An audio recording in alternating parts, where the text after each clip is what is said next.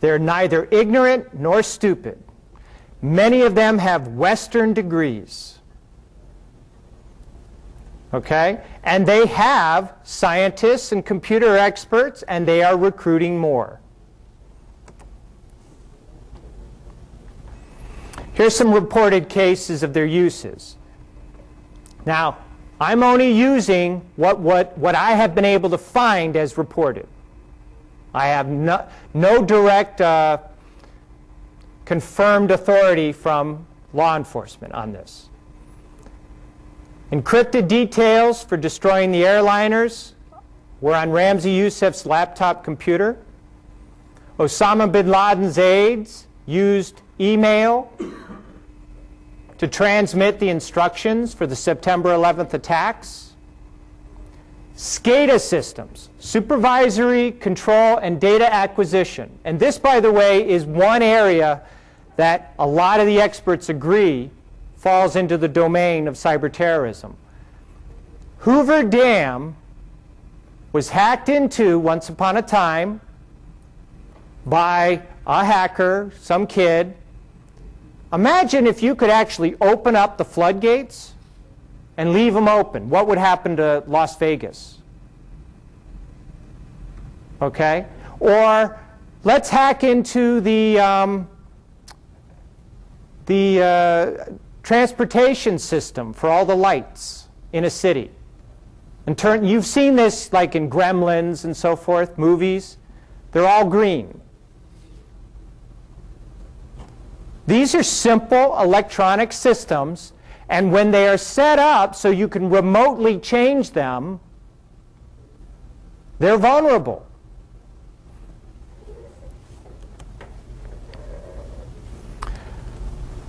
Al-Qaeda has owned computers with structural and engineering data associated with dams. I'm not going to attempt to say this gentleman's name. I'm really, really bad with names. However, this guy is known for using social engineering in order to gain access to military networks. Usernames, passwords, recruits, so forth. My understanding is this fella, through some chat sessions, talked to two hackers, one from Florida, one from Canada, who had just hacked into, I think it was the White House or the State Department. And that may be considered cyber terrorism now. I think people are trying to push it. The kids didn't know who this guy was. They were just sharing that, hey, they had a success and here's how you do it and so forth. Al-Qaeda prisoners, when interrogated, freely state their intentions to use computer systems and tools to further their goals.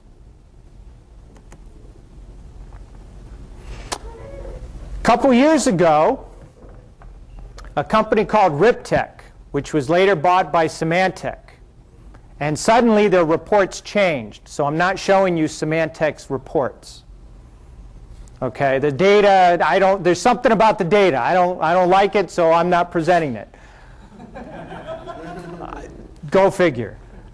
In any event, Riptech in 2 quarters, half the year in 2002, reported the number of attacks per company by industry.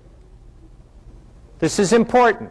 By industry. The #1 industry attacked?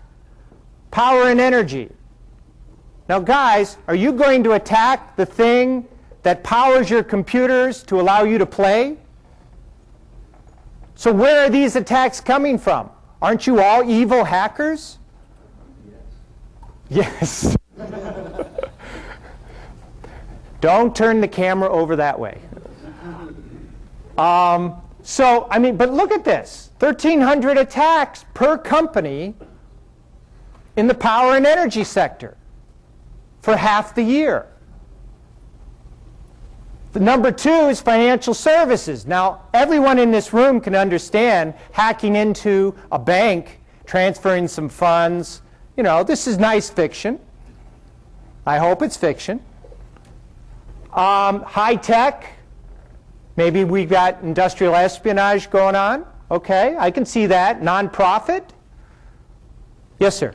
Define how an attack was basically, brought on. Was it basically ringing the doorbells with Nmap, or, screwed up passwords, like was the case with, the 200,000 attacks on the Pentagon per se?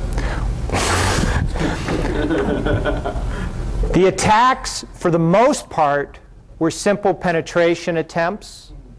However, right after we went into Iraq, or before we went into Iraq, it was about 54%, I believe, was the reporting number of reporting companies that said they had one or more serious attacks from these attacks.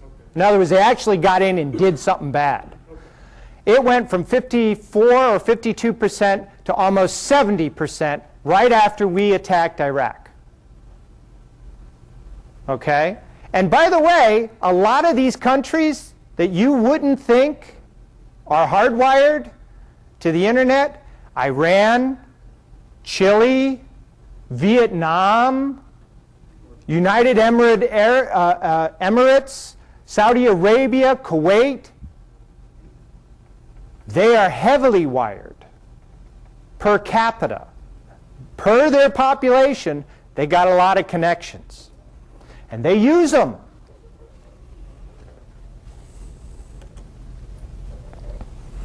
All right. Now this is the part that probably going to end up mixing a few things up. Electronic law. Most of the law governing computer crime is based on fraud. It's computer fraud. And you got 1, 2, 3, 4 primary, and there's others. I'm not going to cover all of them. And the Patriot Act. Now the first one, and I actually, I cut and paste. Title 18, Part 1, Chapter 47, 1030. Fraud and related activity in connection with computers. Use a computer to commit fraud, we're going to arrest you. That kind of thing. Now, this is important. Having knowingly accessed a computer without authorization or exceeding authorized access. Now, you guys are technical savvy. Doesn't take much. Or obtained information. If you obtain information, an executive order may be issued by the president for reasons of national defense or foreign relations. The internet is all about foreign relations. It allows us to share our culture, knowledge, position, ideas, etc. The president, through an executive order, can deem a whole host of things as computer fraud. Let's see.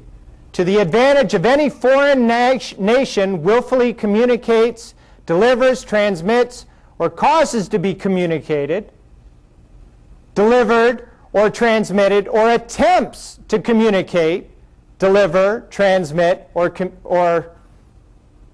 what is that? Causes. Yeah, it's cut off. No. To be, no? Hey, I don't know. Here we go. Yeah, or cause. To be communicated, delivered, or transmitted, the same to any person not entitled to receive it. If you are in charge of a mail server, watch out. Or willfully, now this is the part I love. This is the part I love. Or willfully retains the same and fails to deliver it to the officer or employee of the United States entitled to receive it. What do I do if I get an email that I shouldn't have got that was supposed to go to a government official? I delete. I don't, leave me alone. Not according to this. If you're in receipt of it, you have a duty to do something about it. Title 18 goes on to basically handle financial or credit records, information from any U.S. agency or department, information from any protected computer if the conduct involved an interstate or foreign communication, more than $5,000 in damage, modification or impairment, basically affecting the medical industry, physical injury to any person, a threat to public health or safety. Well, I recall the Kevin Mitnick trial, and he was considered a threat to public health and safety. Okay? Keep that in mind. Who decides? And with intent to extort. So there was actually a case where some Romanian hackers had been monitoring emails from the polar observation station, got the access, passwords, and other things, and then blackmailed, if you don't help us by giving us money, we're going to let the world have at your station.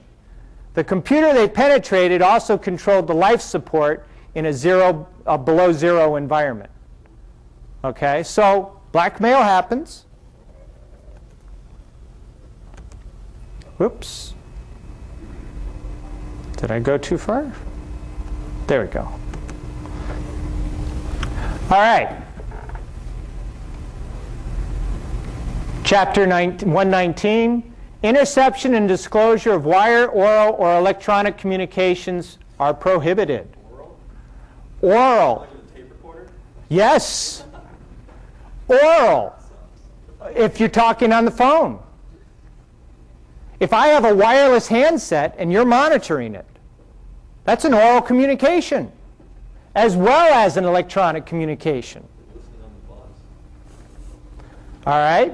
So I'm just pointing out what's in the law. I'm not, I didn't write this stuff. Now, here's the part that you guys need to see. Intentionally intercepts, etc., intentionally uses, etc., intentionally discloses, and so forth. Well, there is no crime without intent. So if you're putting intent into the law, then you're making a distinction that you can commit a crime without intent. Think about that.